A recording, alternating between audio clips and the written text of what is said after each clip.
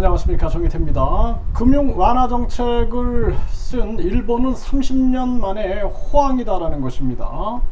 급격한 금리 인상한 한국은 어떨까요? 가계와 기업이 다 붕괴되고 있습니다. 이 창용은 제가 작년부터 계속 해임해야 된다라고 계속 말씀을 드렸어요. 유엔이 급격한 금리 인상 안 된다라고 분명하게 얘기를 했고, 미국이 달러 패권을 독점하기 위해서, 그리고 기축통화 독점을 위해서, 4차 산업 독점을 위해서 계속 전쟁위기 만들고 무기 판매하고, 그리고 삼성, 현대, LG, SK, 바이오생명과학 미국에 투자해라, 그리고 전기차, 배터리, 반도체 이런 거 다 공급망을 미국이 장악하려고 쇼할 때, 그럴 때 제가 강력하게 비판을 했습니다. 거기에 말려들면 안 된다. 그런데 결국에는 지금 보십시오. 1년이 쫙 지나갔는데 우리 국민들이 제 채널을 계속 시청했던 분들은 판단해 보십시오.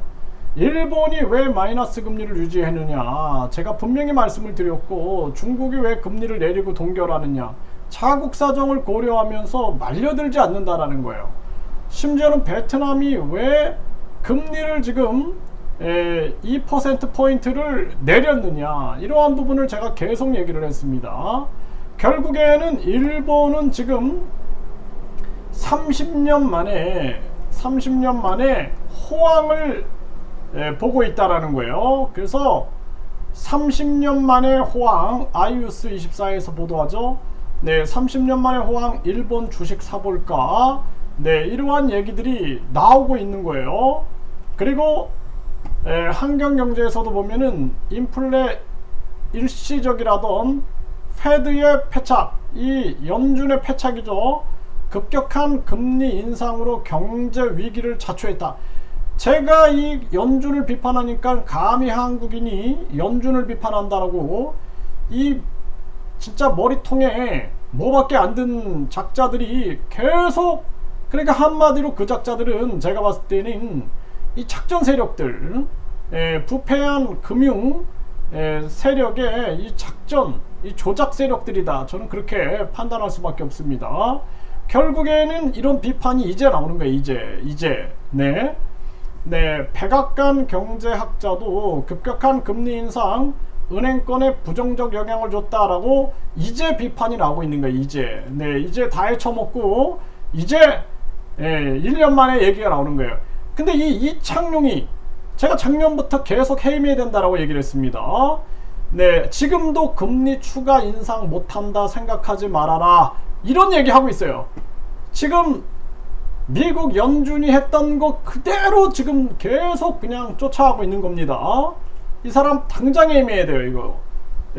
이창용이 금통위원 전원 금리 추가 인상 의견 제시, 이런 얘기를 하고 있는 거예요. 이런 얘기. 지금 빨리 금리를 내려가지고 나라 가계와 그리고 기업, 수출, 생산, 소비 이 살릴 생각은 안 하고 계속 지금 미국 연준이 하는 COG를 그대로 따라하고 있는 이러한 모습을 보여주고 있는 것입니다. 이 사람 당장 해임해야 됩니다. 네, 이창용 개혁 않고 금리 낮춰 해결하다가 나라 망한다, 이런 엉뚱한 얘기를 하고 있는 거예요. 그러면서 저출산 고령화 문제 뭐 이런 얘기, 저출산 고령화, 청년 실업, 비정규직, 노인 빈곤 이런 얘기를 하고 있는데, 이게 다 지금 급격한 금리 인상 때문에 발생한 문제다라는 거예요. 이 참 심각한 사람, 이 사람은 제가 봤을 때는 이 진짜 한국인이 맞나라는 생각을 안 할 수가 없어요. 한국 국민들을 고려하고 생각하는 것인가, 참 답답한 지경이다 라는 생각을 안 할 수가 없고, 이창용 이젠 또 장기 저성장이 시작됐다. 최악 시나리오에서 성장률 1.1% 곤두박질, 이런 얘기를 하고 있는 거예요. 그러면서 핑계를 저출산 고령화의 장기 저성장에 진입했다, 이런 엉뚱한 얘기를 하고 있는 거예요. 자기가 급격한 금리 인상으로 인해서 지금 미국도 비판을 받고 있는데 그 비판을 피해 나가려고 하는 게 아니냐, 저는 그렇게 생각을 할 수밖에 없습니다. 버핏이 또 맞았다. 일본 증시 화려한 부활. 일본이 이 지금 호황을 맞고 있다는 거예요. 호황을. 네, 일본 내가 제일 잘 나가, 일본 증시 나홀로 호황이다, 이렇게 얘기를 하고 있어요. 네, 30년 만에 호황, 한토운용, 일본 증시, ETF 수익률이 선두다, 이런 얘기가 나오고 있는 거고, 일본은행 총재는 금융 완화 정책을 유지하는 거예요. 마이너스 금리를 유지하면서 계속 때를 기다리고 있는 거예요. 이게 플라자 합의에 의해서 당해본 경험이 있기 때문에 이번에 말려들지 않은 겁니다. 그런데 한국은 정말 이 윤석열 정부가 너무나 무능해요. 무능하다 보니까 그냥 빨려 들어가는 거고, 지금 우리나라 많은 국민들은 경매로 집을 내놓고 있고, 그리고 중국인들은 무려 약 4만 5천, 4만 5천호, 4만 5천호에 달하는 그러한 집을 보유해서 외국인 집주인 압도적 1위, 중국인들이 차지하고 있다.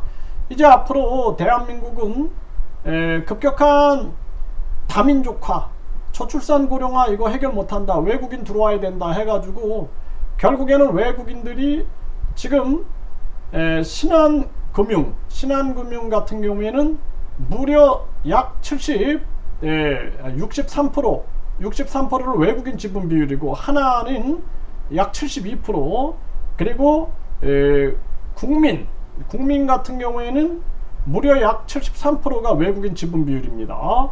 이런 정황으로 나가고 있는 거예요. 그래서 금융도 장악되고, 외국인들이 토지, 여의도의 1.6배의 토지를 매입했다. 그리고 외국인들이 이렇게 집주인이 되고, 한국인들은 도리어 여기에 이제 월세 내고 살아야 될 판국으로 가고 있다는 것입니다. 이게 심각한 문제가 아닐 수가 없습니다. 제가 작년부터 계속 이거 막으려고 계속 얘기했어요. 그러면서 제재받고 계속 채널이 뭐 정지당하는 각종 그러한 사태들을 겪으면서 참 안타까움을 금할 수가 없었는데, 참 답답합니다. 아직도 정신 못 차리고 있어요. 아직도 제가 이 급격한 금리 인상 문제 심각하다, 빨리 대한민국은 금리를 내려야 된다, 베트남이 왜 금리를 내리고 있느냐, 일본이 왜 마이너스 금리를 유지하고 있느냐, 아무리 얘기해도 이게 듣지 않고 있는 거예요. 왜? 계속 과거의 미소군정 시대에 좌파 우파, 좌익 우익에 빠져가지고, 우익이 얘기하면 다 오라, 그냥 성경이야 성경. 또 좌익이 얘기하면 다 오라, 다 성경이야, 그냥 불경이고 성경입니다. 네, 이런 정치가 종교화되면서 대한민국이 합리적 이성적 판단을 못하고 있다. 그리고 대한민국은 그냥 사이비 종교들이 판을 치고 있고, 너도 나도 자신이 메시아다, 뭐 그냥 정도령이다, 부처다, 뭐 재림 예수다, 난리를 치고 있는 것입니다. 그게 뭐가 중요합니까? 가장 중요한 것은 국민들이 하루하루 살아가는 그러한 민생이 해결되는 이 부분이 중요하다는 거예요. 다 이 말장난, 이념장난, 그리고 남 탓하다가 나라가 망하고 있는 것입니다. 이창용이 당장 해임해야 하고, 그리고 추경호 경제부총리 당장 해임시켜야 됩니다.